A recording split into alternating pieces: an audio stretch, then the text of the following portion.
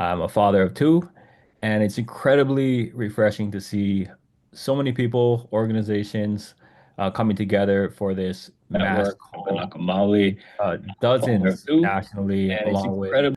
hundreds of state and local members and partner organizations from within the Green New Deal Network, Climate Action Campaign, Sunrise, our organizations, and everyday concerned citizens. Like this is really what this moment is all about, having all hands on deck. So first off, we have two esteemed members of Congress with us, champions for clean air, clean water, fast trains, local food, and a livable planet.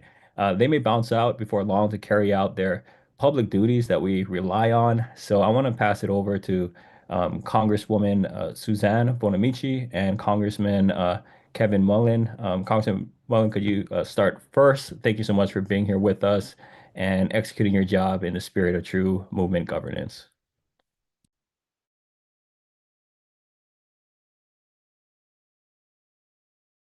Start first. Thank you so much for being here with us and executing your job in the spirit of true movement governance. Well, thank you so much for the invitation to join you tonight. I am Congressmember Kevin Mullen from the San Francisco Bay Area, California's Thank you so much for being here with us 15th and Congressional executing your District. job in the spirit of true And movement I am governance. getting some feedback. Well, thank you so much for the invitation. We to could join you mute tonight. I some am of our Congressmember microphones Kevin there. I'll Mullen do the best I from the can. San Francisco Bay Proud to Area. represent the 15th Congressional District, and 15th I apologize I can't stay for the entire call due to another speaking engagement I have with some students in my district. I wanted to make sure I could join you to see the power you all have that you created during this turbulent time. When I ran for Congress, I ran on the idea of fighting for our future, to work on clean energy issues and climate change issues. And I'm proud to work on the Energy and Commerce Committee. So the Trump administration's theory of change is pretty simple. Hold on to power as long as possible to keep enriching their billionaire friends. After Trump took billions in campaign contributions from big oil, he appointed Lee Zeldin, a fossil fuel champion, to head the Environmental Protection Agency. Instead of protecting our environment, Zeldin's giving handouts to big oil and decimating the agency's ability to protect anything but special interests. In order to keep doing this, Trump is distracting the public with chaos and confusion. You see it in his attacks on law firms, universities, student organizers, immigrants, public education, and even ballot access. But for anybody who remembers the 2024 election campaign, that distant campaign, Trump won by promising to lower costs for everyday Americans. Now that he's in power, he's made it clear he doesn't care about the cost of living for average people across the country. So how did we get here? Republicans spent decades preparing for this moment. They built a massive information warfare operation online and on the radio and on TV. They've convinced millions of Americans that our neighbors are our enemies instead of the big polluters who are decimating our air and our water.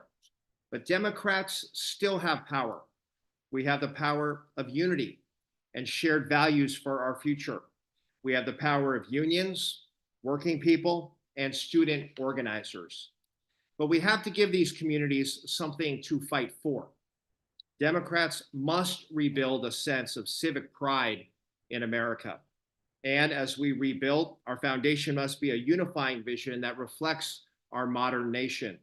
Democrats' greatest strength has always been our unity. Our greatest weakness is our division. So where do we go from here? Every week in Washington, D.C., I'm fighting for policies that I see as a roadmap for climate action and a foundation of a healthy community. First, we need to build more affordable housing using union labor. Second, we need more green public transportation to connect communities. Third, we need robust investments in early childhood development and affordable childcare so that every kid gets a fair shot. Fourth, we need to develop bottom-up holistic workforce development programs so we can transition to a clean and green energy economy. So these are issues that Democrats are fighting for, the issues that can achieve our shared vision for climate action. We can never back down from our fight against authoritarianism, but we must always remember why we're fighting in the first place. Thank you all for what you do. and I hope to join you all again soon.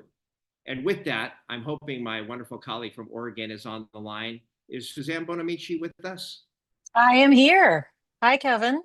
Yes. Good to I'd see like to you. introduce our next speaker tonight. She is the ranking member of the Subcommittee on Early Childhood, Elementary, and Secondary Education on the House Education and Workforce Committee. My incredible Democratic colleague, Congresswoman Suzanne Bonamici from Oregon's 1st Congressional District. Congresswoman, wonderful to see you, and I'll toss it over to you. Thank you. Good to see you as well. Hi, everyone. Welcome.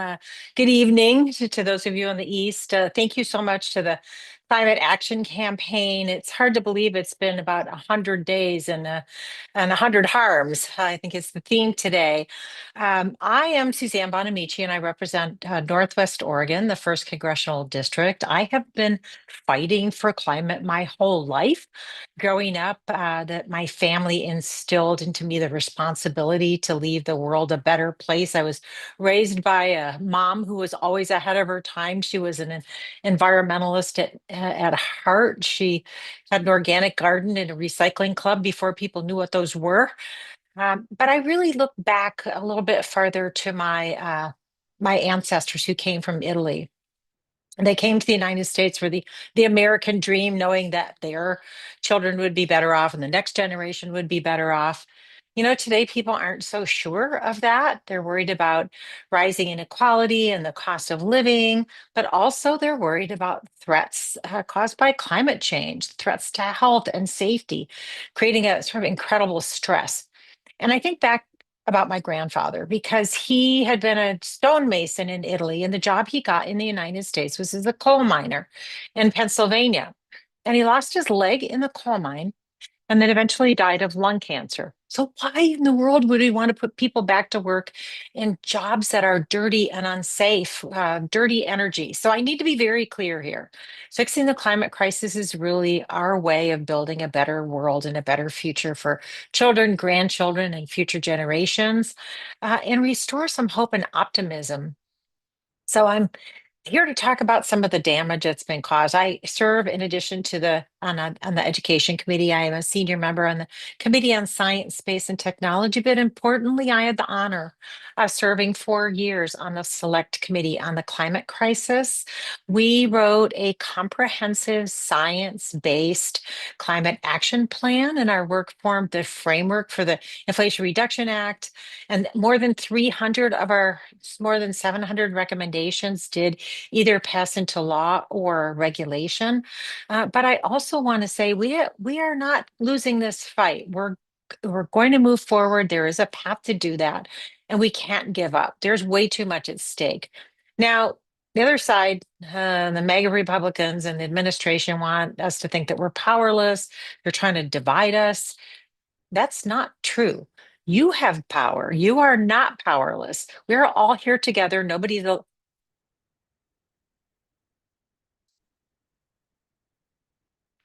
I'm getting a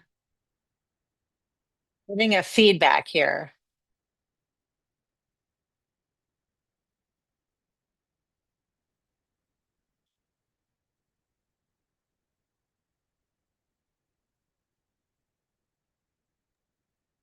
Okay, I was getting some feedback there. Is everything okay now? Can you hear me? We can hear you great. Okay, so now I'm still getting the feedback, so I don't know how to turn that off. I'm hearing an echo, so I've got to fix that. Okay, I'll try again. So it's sometimes easy to forget about the progress. I'm getting the okay, it's playing back what I'm saying though.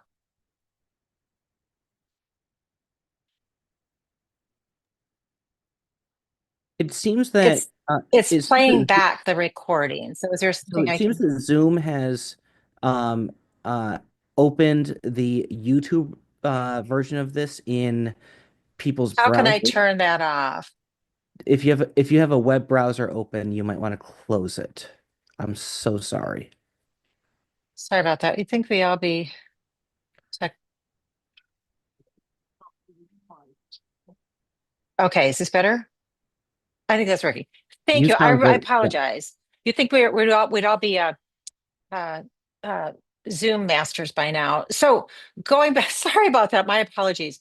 So sometimes we get distracted from the progress that we've made.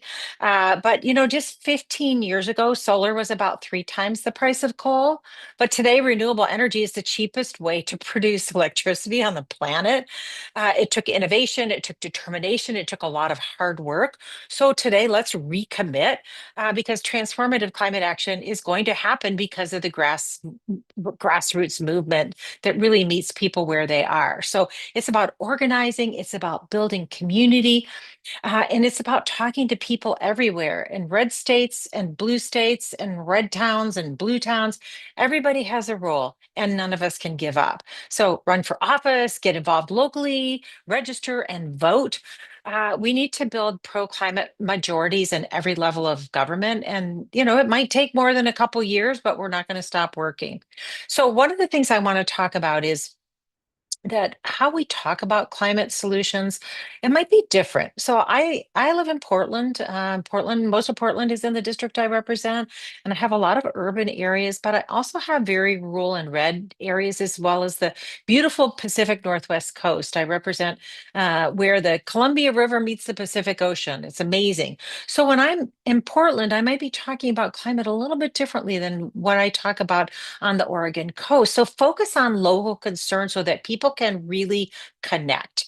For example, dairy farmers in Oregon might not worry as much about ice melting, but they're certainly going to care about flooding. The coastal communities are really highly motivated by the risks of extreme weather events and flooding, windstorms, landslides, ocean acidification that's affecting the fish, harmful algal blooms and shellfish that are toxic. So when people can relate and see how these issues are affecting their everyday life, it's easier for them to understand and connect. So practice reframing and really focusing on how climate affects people's lives. The specifics really give people a way to relate. And the truth is, everybody wants the same thing. They want to be safe. They want lower cost of living. They want a safe place to live and do a job. So all of these become climate issues because climate's really woven into every part of our lives. If we have to change the language to build broader support, well, we might need to do that.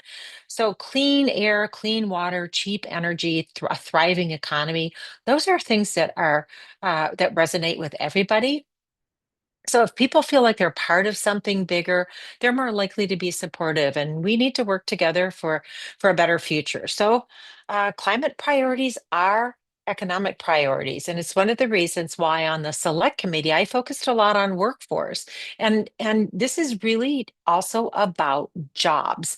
So we should explain that these are economic policies because they will lower prices critically, preventing prices from skyrocketing because of extreme weather events disrupting supply chains. So an example, last year, Hurricane Helene caused a company in North Carolina to shut down. They made IV fluids, and that caused a nationwide shortage of saline solution that's critical to medical procedures. So that is a climate issue. So we don't always have to say this is a fighting climate change to make progress, but we can't give up on policies that make us more climate resilient. So recently, I spoke with a woman named Sammy who's in Portland, and she had weatherized her home. She put rooftop solar in and put a heat pump in with the help from a local nonprofit. And it's similar to many of the Inflation Reduction Act projects. She saved so much on her energy bill that she had a credit with the utility. So I also want to point out that some of these issues still are bipartisan. I really do view my role as fighting on all fronts. We can't just say we're only going to work on bipartisan issues or we're only going to work on a bill when we have perfection. We need as much progress as we can get every step of the way. So we have to do all of the above. Now really is the time to dig in, to develop a bold policy roadmap for comprehensive climate action. And again, we did the a comprehensive climate action plan. That's a good framework. I was proud to help pass the Inflation Reduction Act, but we know it was a start, not a finish. So, and also double down on local and state efforts. My state of Oregon has been a leader on climate issues. So get out there and organize, build a movement, connect locally, focus on a topic that you're passionate about, and help write the plan for the future. And most of all, don't give up. We are in this together for the long haul. And I know for future generations, for today's children, for tomorrow's generations, we're going to work on this together and we're going to succeed in making a brighter, stronger, clean energy future. So thanks for all you're doing. Really appreciate the opportunity to be with you again. My apologies for the tech issues, but glad to be with you. Thank you so much, Representative Bonamici, Representative Mullen. I couldn't agree more. I felt it in my bones when you're talking about how we got to be talking to people in whatever way works. I can't be dogmatic with our language or our tactics, but we just have to be strong, hardcore, soft edges, and let people in. So, yeah, a couple months Absolutely. ago, yeah, thanks so much. A couple Thank months ago, we you. did a call. It was called What's Next for Climate, and people were reacting in a sort of like flight or freeze or fawn mode, just not really knowing how and when to fight.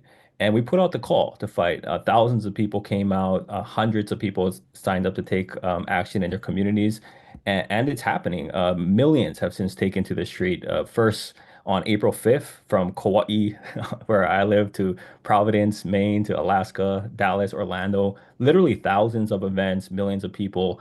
And then we made sure that environmentalists were showing up for the fight against authoritarianism, and that also they're including our demands in it because we need a livable planet. And we coordinated an all-out for Earth Day event alongside 5051, the young folks on Reddit who are just showing up, and millions and more hit the streets. And if you're holding events this week, you can register your event on the website. Millions, many are listed, and many others are more discreet, not really trying to be public. But if you can, please do. We're going through April 30th. You can also sign up your organization to endorse the demands as well. And then next week, there's May Day Strong, where we stand with labor, and we're expecting even more events. So we got to keep this drumbeat going. It's really that mass public action is going to make people that, you probably have family members that were really emboldened to talk about how great this administration is.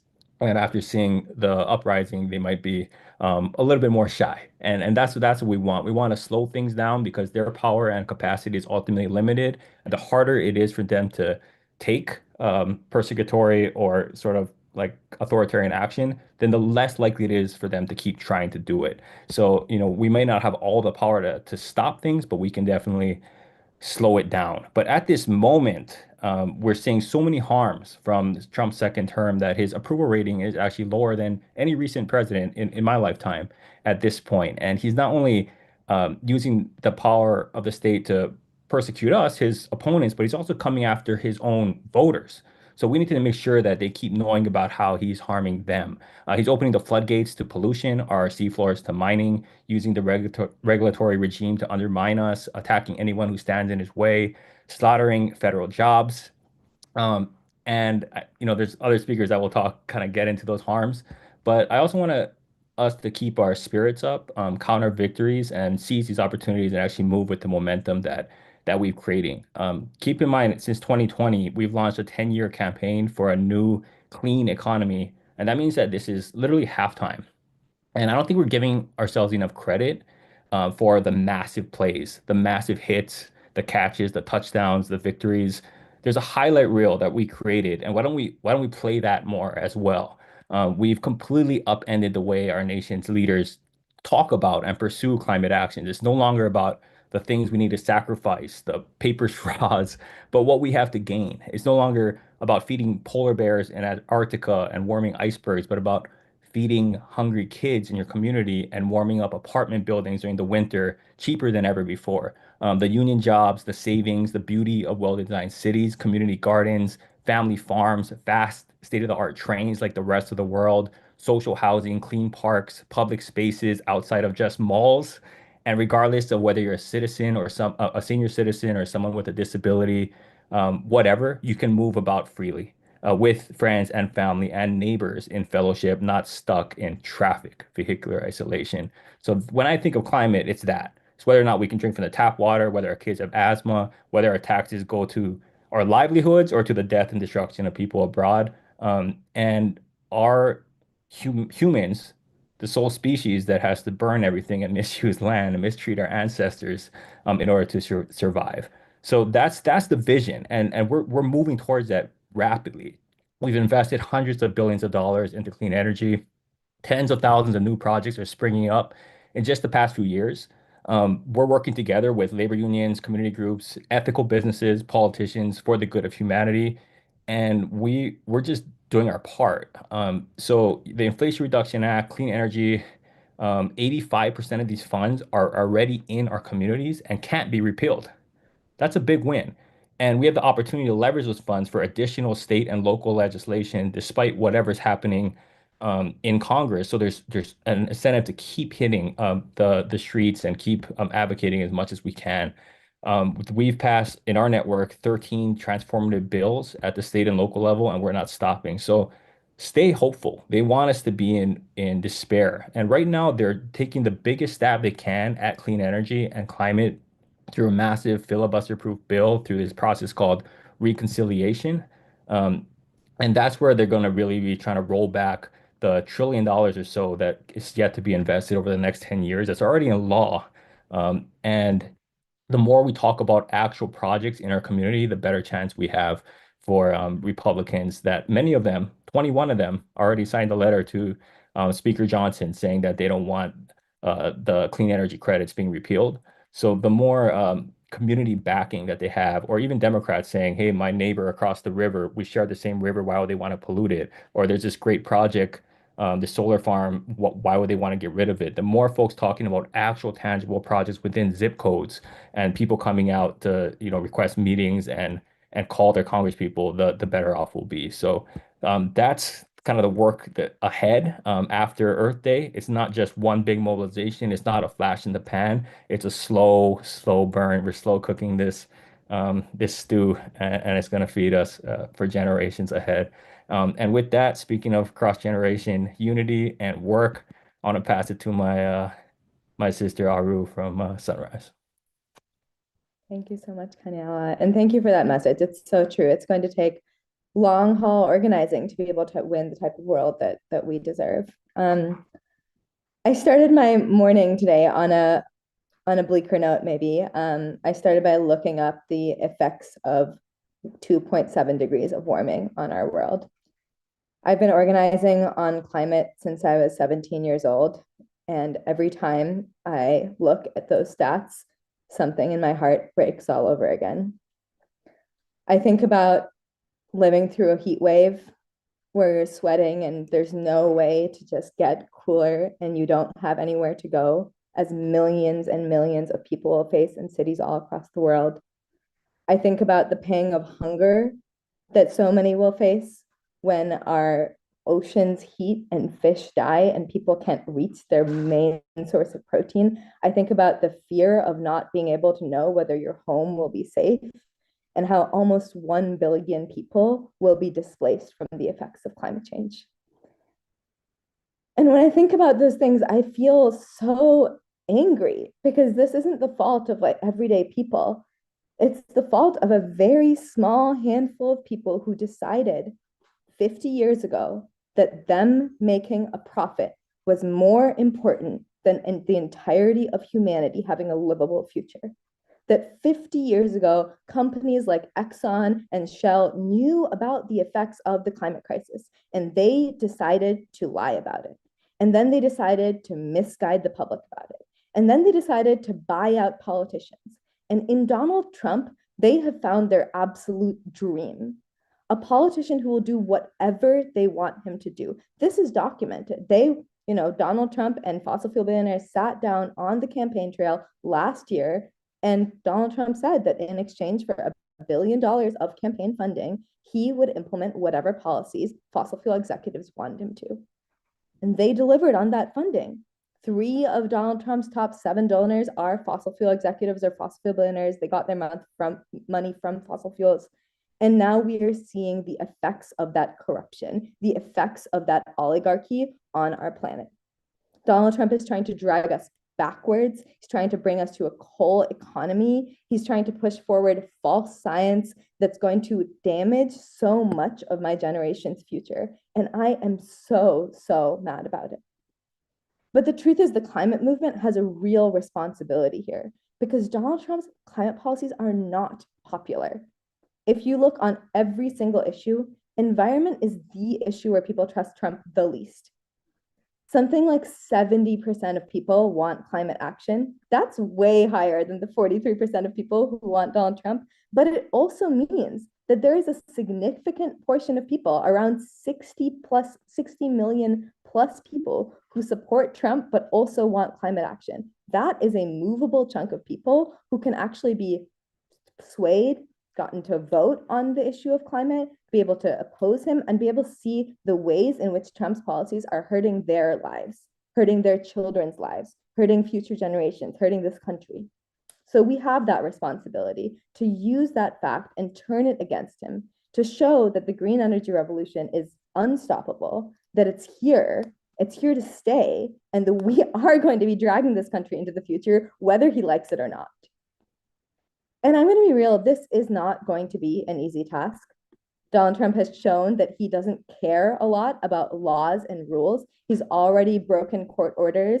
Just today, I think he started selling Trump 2028 official hats in his merch store. It's clear that he doesn't care a lot about constitutional order. So yes, we're going to need to vote in the midterms. Yes, we're going to need to vote in the general elections. And also, we're going to need to start getting organized. We're going to start talking to our neighbors, to our coworkers, to the people who we go to school with, and saying, hey, if Donald Trump refuses to leave office, we have got to be ready to force him to. Because at the end of the day, everyday people run this country. Everyday people always run countries. He is not in charge. Billionaires are not in charge. Oligarchs are not in charge. We are in charge. And if he refuses to listen to the will of the people, we will need to be able to force him to do that. On the days that this feels the most daunting and scariest, I remind myself of 2 things. I remind myself of the history that I grew up learning about, of the Indian independence movement that was able to successfully overthrow a colonial power through mass nonviolent movements. I remember that people have always done this. People have always fought for the country that they loved, for the places that they call home, for the future that they believe in. We have it in us. And yes, it is a long shot, but it is the only shot we have for the future of humanity. And that's why we need to take it. With that, I would love to pass it to my next speaker, Shamika. And I'm really excited. We're going to need to be able to do this not just by ourselves, but in a unity of students, of labor, of community members. And I'll pass it to you to talk a little bit more about that. Thank you. My name is Shamika Asi, and I am an emergency preparedness public health nurse and a proud member of SEIU 721. Thank you, Climate Action Campaign, for bringing us together today. I've worked on the front lines of some of the biggest crises our community has faced, including the devastating and worsening wildfires that have hit Los Angeles County year after year, driven by climate change. Our job doesn't stop when the flames go out of the sky and it clears. Public health nurses like me coordinate care for displaced and vulnerable residents, help people access medications, oxygen, and emergency shelter, work with partners to educate the public on clean air, water safety, and disease prevention in crisis zones. And we're part of the lifeline system that keeps communities afloat during and after disasters. What comes to mind is one of my colleagues, a nurse who was impacted by the Eaton fire recently. She was faced with the need to evacuate. There was no other option. What she thought about was what she learned in a CERT training that myself and other colleagues facilitated in collaboration with Los Angeles County nurses, SEIU 721, and our Nurse Alliance of California. She left with a go bag and what she had that was a necessity. She lost everything else, but the training that she receives really helped her as she evacuated her home. Recently, the EPA rolled back or weakened 31 key environmental rules, from clean air and water protections to pollution limits for cars and power plants. These rollbacks undo decades of protections put in place to protect communities from mercury and air toxins that cause neurological and kidney damage, protections that prevent manufacturing waste from ending up in our water, and rules that limit the dispersal of particulate matter that can exacerbate asthma and heart disease, lead to lung cancer, and that have even been found to triple the risk of Alzheimer's disease and increase the risk of Parkinson's disease by up to 34%. Of these actions, one of the most alarming is the rollback of the endangerment finding, a scientific finding by the EPA that concluded planet warming greenhouse gases endanger public health and welfare. These rollbacks are touted as cost-saving measures, yet in reality, we will carry a greater economic burden. In 2021, it was estimated that health costs from climate change and fossil fuel pollution exceeded $820 billion a year, and we know climate impacts have only gotten worse since then. The American Medical Association has declared climate change a public health crisis, stating that regulating and reducing greenhouse gas emissions is critical for combating the climate crisis and its major health impacts and implications affecting the respiratory, cardiovascular, and immune system of the U.S. population. The National Climate Assessment estimates that in the U.S., over 1,300 people die each year due to heat alone, with extreme floods, hurricanes, and wildfires also contributing to hundreds of deaths. The Environmental Protection Network found that the EPA's decision to weaken these protections threatens over 200,000 lives and will lead to more than 100 million preventable asthma attacks through 2050. These rules aren't just regulations on paper. They are essential tools that limit emissions from industrial sources contributing to climate change, protect frontline communities from life-threatening pollution, keep our water sources safe during drought and flooding, two climate-driven crises we deal with constantly. Without these tools, more people get sick, especially during disasters. Our infrastructure becomes less resilient, and our communities, especially low-income and marginalized ones, are left behind. FEMA's Building Resilient Infrastructure and Communities program, short for BRIC, was designed to prepare communities before disaster strikes. So we're not always playing catch up. That program is now suspended. That means fewer upgrades to cooling centers, emergency shelters, and medical backup systems, less funding for community resilience projects like clean air hubs or flood-proof clinics, and more strain on frontline workers like me who already do this work with limited resources. Last week, release of the proposed 2025-2026 President's Budget for Health and Human Services outlined substantial programmatic and funding reductions for a range of prevention activities and public health infrastructure, including eliminating the Public Health Emergency Preparedness Grant and the Hospital Preparedness Program. DPH, our Department of Public Health, works to improve community health and well-being by planning, implementing, and evaluating public health policies, programs, and initiatives in neighborhoods with the greatest need, specifically efforts on reducing and eliminating environmental hazards. When these programs are cut or dismantled, I have fewer options to keep patients safe in extreme heat or smoke. Families have fewer places to turn for shelter, oxygen, medication, or information, and the risk of losing lives unnecessarily grows. I do this work because I believe in the power of community and in the right of every person to be safe, healthy, and protected. But we cannot do it alone. We need investment, we need regulation, and we need people who care to fight back. Thank you for being here today. Let's protect the people who need us most, and let's build something better together. And I'd like to pass it on to Bob Liedmeyer. Thank you, Shamika. I retired as a chief meteorologist at WKOW TV in Madison, Wisconsin at the end of last year after a 45-year career as a broadcast meteorologist. Even though my job was primarily to give my viewers a forecast over the next 7 days, I also kept informed of the research of climate scientists. As my career went along, I noted that climate scientists were becoming increasingly alarmed by the research findings. Namely, that human-caused climate change is not only happening, but it's happening at an accelerated rate with disastrous consequences. But I also noticed that much of the general public did not share my level of concern and alarm. So I started to use my position as a trusted messenger to inform the public about the peer-reviewed research of climate scientists as a way to help cut through the misinformation being put out by fossil fuel companies. I did this as part of my daily forecasts on TV and social media, and through in-person presentations. All told, I've done over 200 speaking engagements to civic groups, church groups, and retirement communities. My presentation was divided into 3 parts.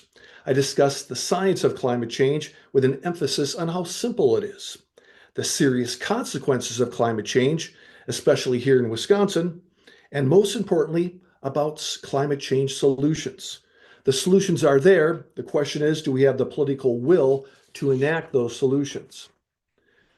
As I gave my talks during the years of the Biden administration, I was filled with hope as I discussed the solutions his administration implemented. The most important of these being the Inflation Reduction Act, which poured billions of dollars into tax breaks and research money to help accelerate the transition from fossil fuels to renewable energy. The goal of cutting carbon emissions in half by 2050 was within reach. Unfortunately, the Trump administration has managed to destroy much of my optimism and hope in a mere 100 days. Among my myriad of concerns about the Trump administration's actions is their attack on the scientific communities. Climate research has ground to a halt through much of NOAA as DOGE decimated research departments that provided critical climate modeling that was used to better understand the projections of where climate was headed. The National Weather Service, who I worked with a lot in my position, has also been seen critical staff reductions when they were short-staffed to begin with. Their ability to provide life-saving severe storm warnings will inevitably be adversely affected. Make no mistake, Trump's first 100 days in office have been the most harmful 100 days of any administration for climate, clean energy, public health, and for our communities.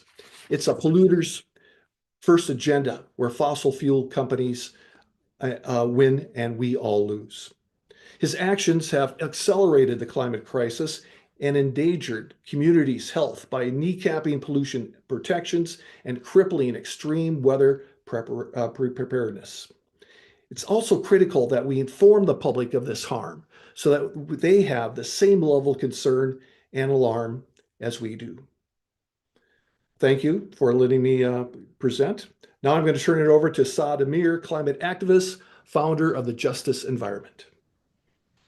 Thank you so much, Bob, for those insightful comments. And I share your feelings. These past 100 days have been just absolutely wild. And everything that everyone's been saying on this call, I share so many of these sentiments. And I want to get really real with everybody watching this, right? Like, my name is Saad Amir. I'm a climate activist. I've been working in this movement for over a decade. And one of my areas of focus is really making sure that people understand how us individuals impact our federal government and how our federal government impacts us. And it's this sort of reciprocal process, right? And when we're not showing up and engaging, when we're not mobilizing and voting, it impacts who ends up in office. And what we're seeing right now is the most devastating 100 days in any administration in terms of environmental consequences. Like, whatever harms you think are happening, it is worse than that. When you really get into the nitty-gritty of everything, the harms are so devastating to climate action and climate policy and everything that the people on this call have been working on for decades. And I want to get a little bit deep into it. I don't want to just give a little overview. I want to share some of the specifics of what's going on because, of course, there's a 65% cut to the EPA's budget. We've seen that they're firing scientists left and right, and that is having massive impacts to the research community. We know that they're giving out handouts to the polluters, the big oil and gas industry. But I want to get more specific than even that, right? Because right now what we're seeing is the head of the EPA, Lee Zeldin, who actually, fun fact, is my former congressman. I'm originally from Long Island, New York 1, which is what he formerly represented before being appointed as the head of the EPA. Now, this is someone who does not have a track record of protecting our environment. And couple weeks ago, there was this cute little press release, this big announcement that they did, right?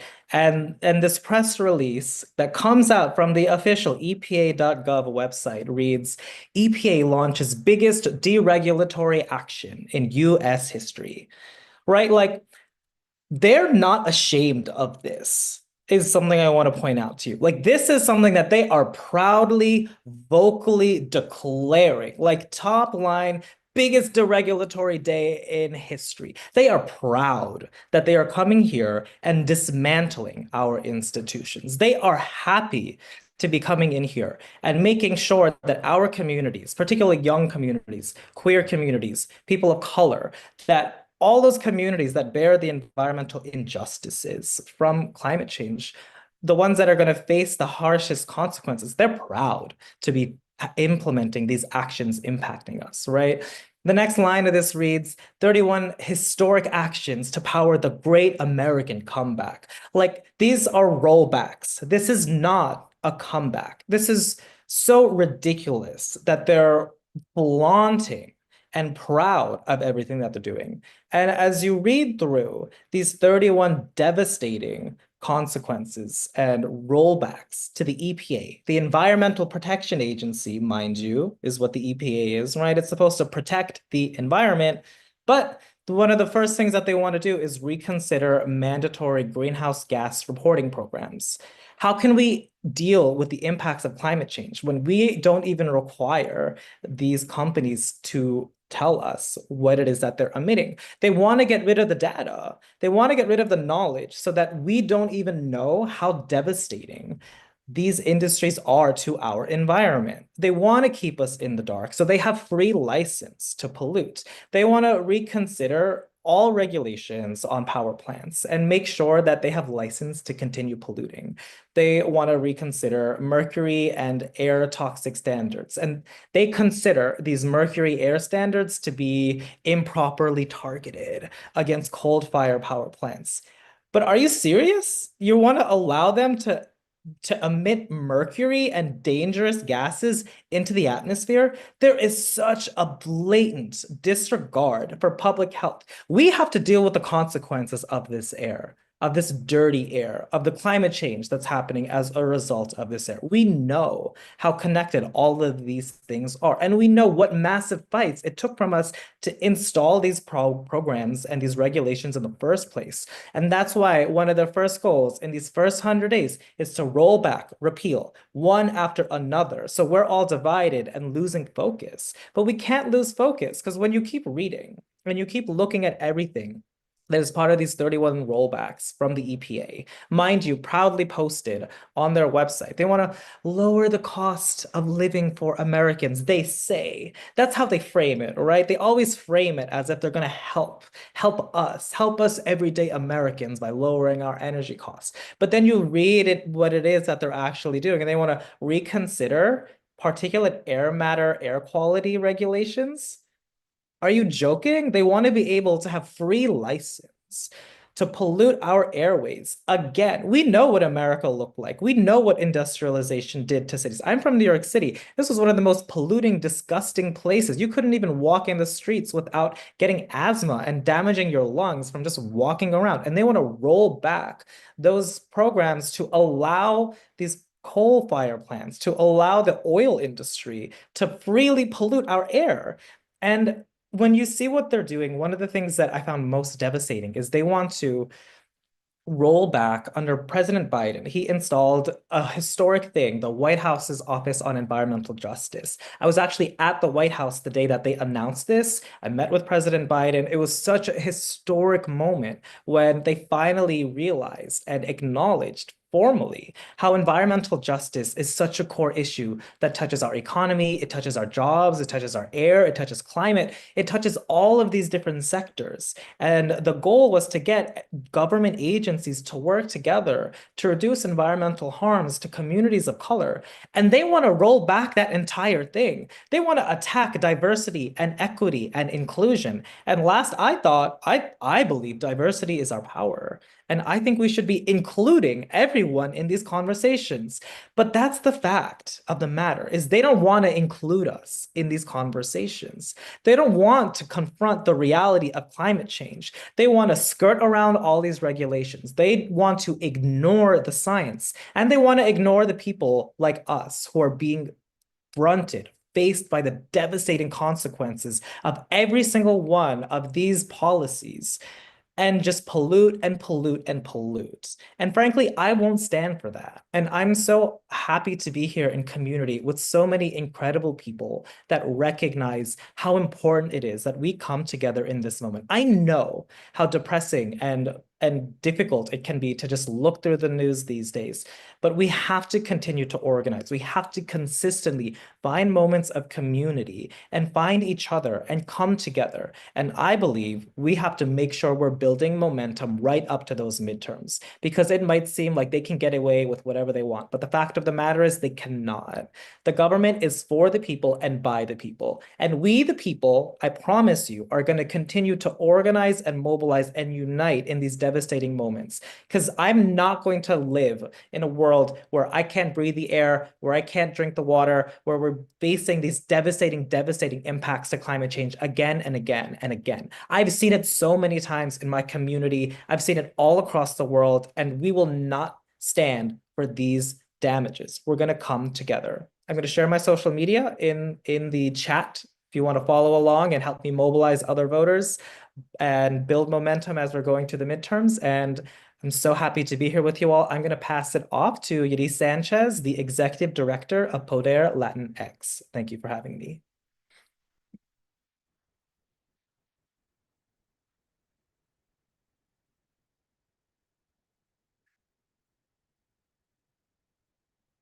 Yuri, are you here?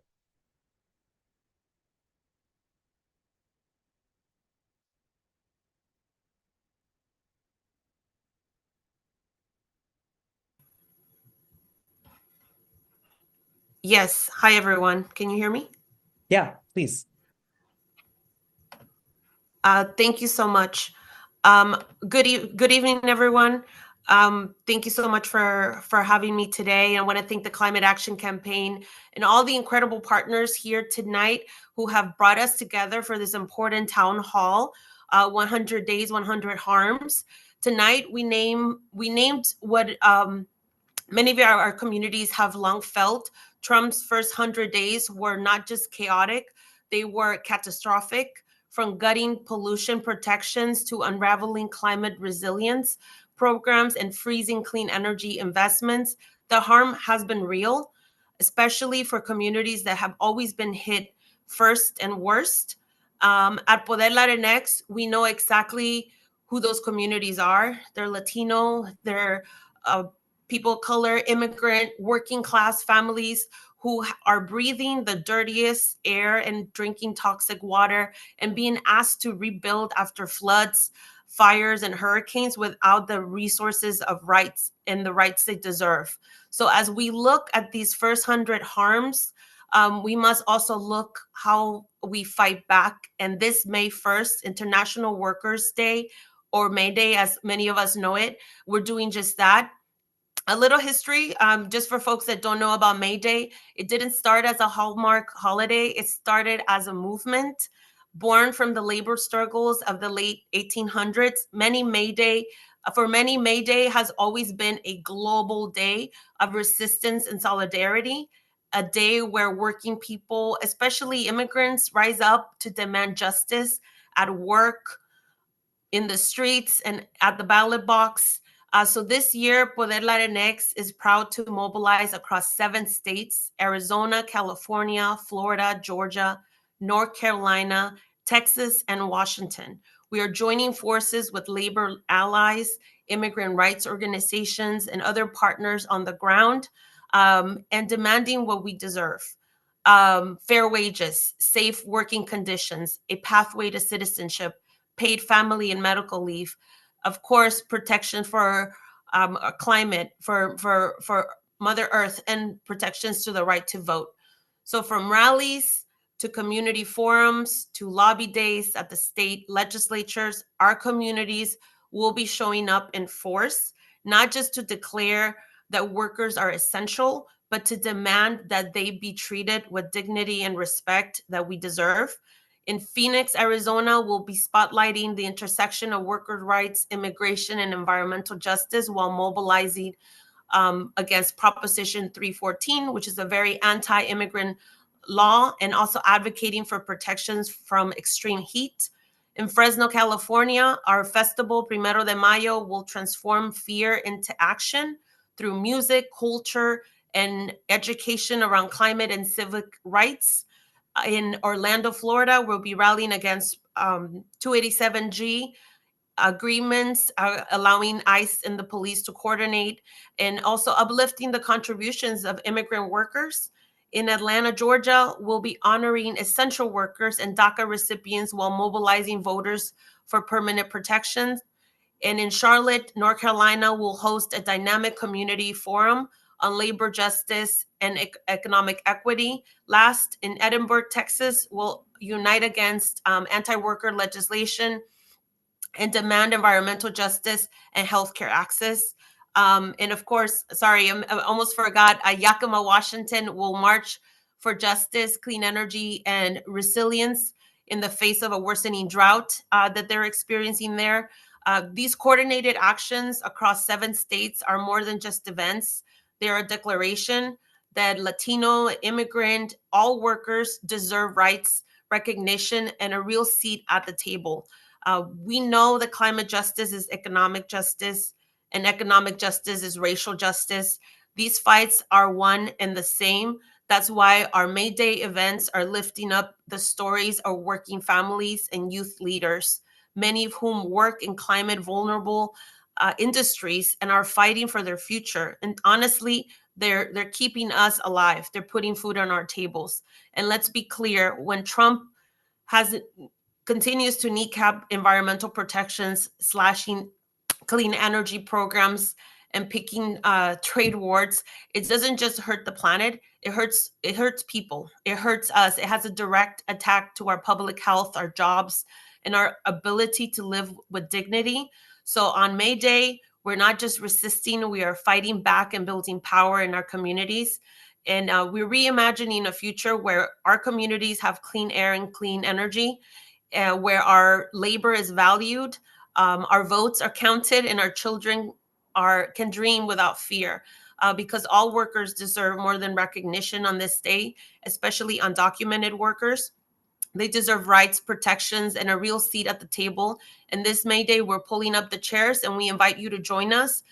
Please visit poderlatinx.org/events to get engaged. We also know that May Day Strong, other partners are also organizing other events. So I would recommend you visit them as well and find an event near you.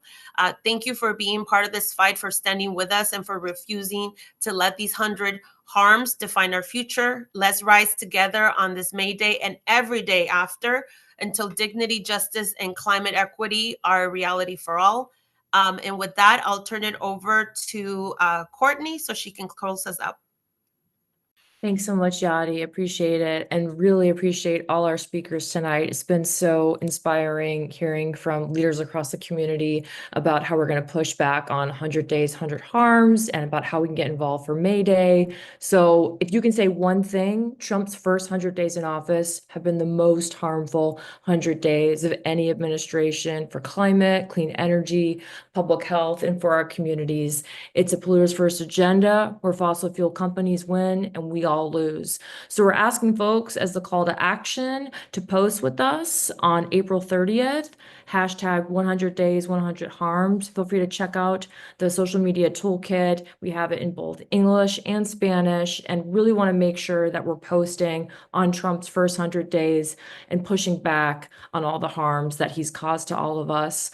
Also wanted to make sure folks know about our Climate Can't Wait stickers. You can sign up and order as many as you'd like. You can also be a Climate Can't Wait sticker captain, and also want to make sure that you're helping us build for the May Day rallies, which are the day after the first 100 days. Like we mentioned in the chat, there's already more than 500 planned. You can check it out at maydaystrong.org. You can sign up as a partner, and you can get involved through Poder Latinx, who has a ton of great events that we heard about from Yadi. So again, definitely post with us on April 30th, hashtag 100 days, 100 harms. We want to push back on all the harms that the Trump administration has pushed on us, and really appreciate folks joining. We'll be sending a recording and some follow-up links, and hope everyone has a great rest of your